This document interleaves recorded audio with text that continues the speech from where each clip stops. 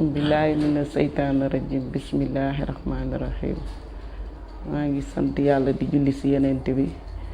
di nuyu mbokk julli di nuyu suñu xalif bi Cheikh Bou Sidi Makhtar Kounta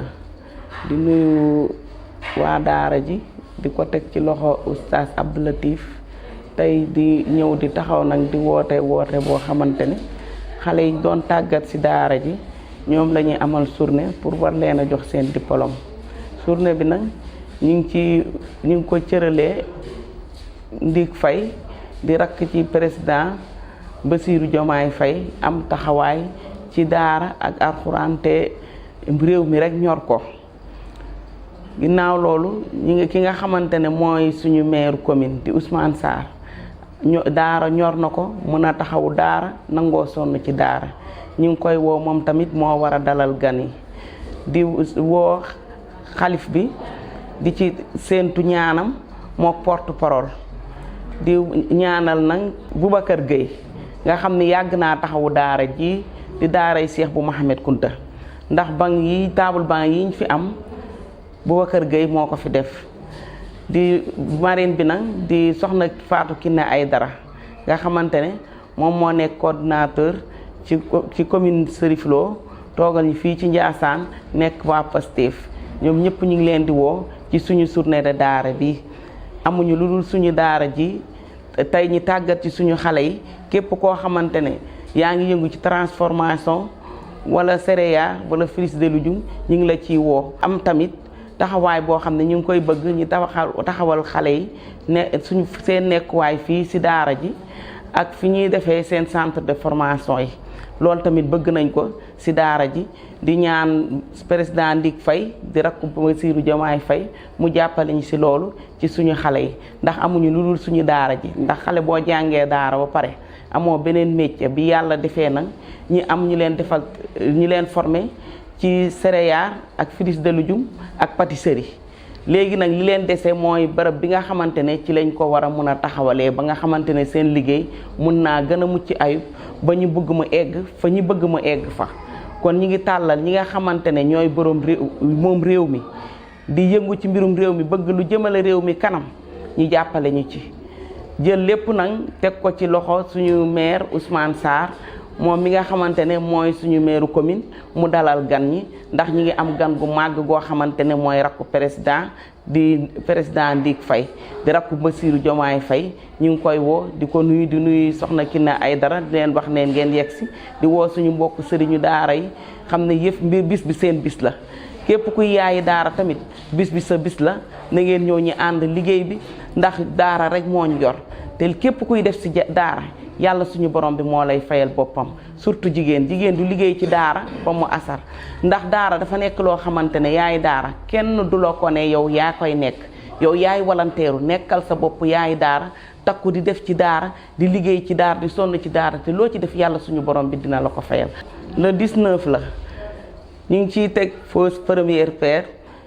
ngir centre formation bi nga xamante ne xale yi ci la ñuy nekk di yëngu yamale wuñ ko ci benn métier rek lépp loo xamante ne yëngu-yëngu la ñu ngi ko ciy def ak seen dëkkuwaay. kon nag ngeen jàppaleen ci woo nañ ci ñëpp tàllal nañ ñëpp suñuy loxo pour ñu ñëw jàppaleen ci bis bi moom bisu ñëpp la képp kuy doomu daara rek wala sëriñu daara bis bi sa bis la woo nañ leen ci ba ci ndongo yeeg bàyyiwuñu kenn commune bi ñëpp lañu woo. asalaamaaleykum. auzu billaahi mina seytaani rajiim bismillaahi rahmaani rahiim. ñoo leen di nuyu kenn ku ñu nekk sa tur ak sa sant di nuyu suñu papa Sëñ Bou Sidi Makhtar nga xamante ni moom la yàlla teg tey jii ci jal bi ñu ngi koy nuyu bu baax di ko jox wàccuwaayam di nuyu papa oustaz Pape mi nga xamante ni tey moo nekk ci daara Cheikh Bou Mouhamed Kounta mi nga xam ne tey jii moo tax ñu daje fii tey. léegi nag ñun li ma waroon wax yëpp daanaka Ami wax na ko ñun moom xam naa dañ ciy sànn suñu ñaari kàddu rek ndax lépp Ami wax na ko ba pare ndax gan gi nga xamante ni moom la ñuy waajal samedi bii di ñëw incha allah ñun nag liñ ciy wax mooy di woo suñu mbokki jigéen yi rek mbokki yaayu daara yi ak suñu mbokki jigéen xam ñoo nekk ci dëkk bi mbootaay yi nga xam ne ñoo nekk ci dëkk bi ñu di leen di woo ci bis bi nga xamante ni ñu ngi koy dëgmal samedi bii di ñëw incha allah ñu ciy woo ñëpp bàyyiwuñu kenn. ñu ngi woo gépp jigéen bu nekk ci dëkk bi fii góor jigéen mag ak ndaw ñu ngi lay woo ci bis bi nga xam ne tey moom lañ jëma tey nga xam ne rakki président moo ñuy seet si tey rakki président Diomaye Faye moo ñuy seet si fii ci suñu bis bi mu ñor ñu lool nañ Ndiig Faye mu ñor ñu lool soxal ñu ñun yaayi daara yi nga xam ne ñoo nekk fii tey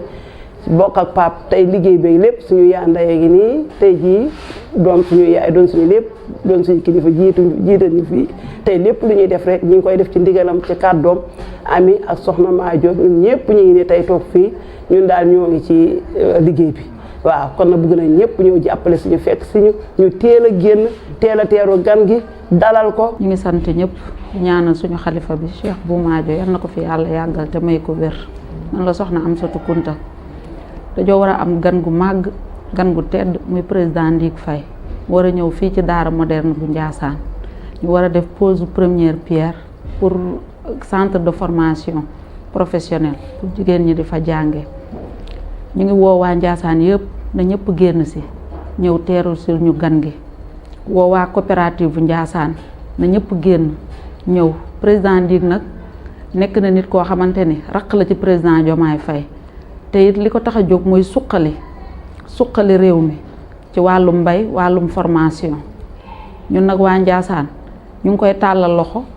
dégg nga bëgg ñëpp génn pour ñu ñëw ñu teeru ko wax ko suñuy doléance li nga xamante ne loolu la ñu bëgg ci dëkk bi ci mbirum mbay mi baykat yëpp nañu génn ñu bëgg formation ñëpp nañu génn ñu bëgg Ndiassane suqaliku nañu génn ndax ñun amuñu fenn fu dul Ndiassane lu ñu am Ndiassane dañ ko yéene. maa ngi si woo waa tund bi yëpp surtout ñi nga xamante ne ñoom laa jiite muy waa ànd beesal tund bi na ñëpp génn lépp lu wër Ndiassane commune Cherif Lo ñëpp ñu ngi leen di woo parce que commune bi moo ko tax a jóg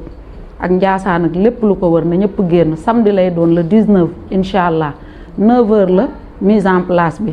ñu def ba 14h30 si lay mbir mi di jeexee na ñëpp génn si ndax lii suñu njëriñ la ñun ñëpp macha allah.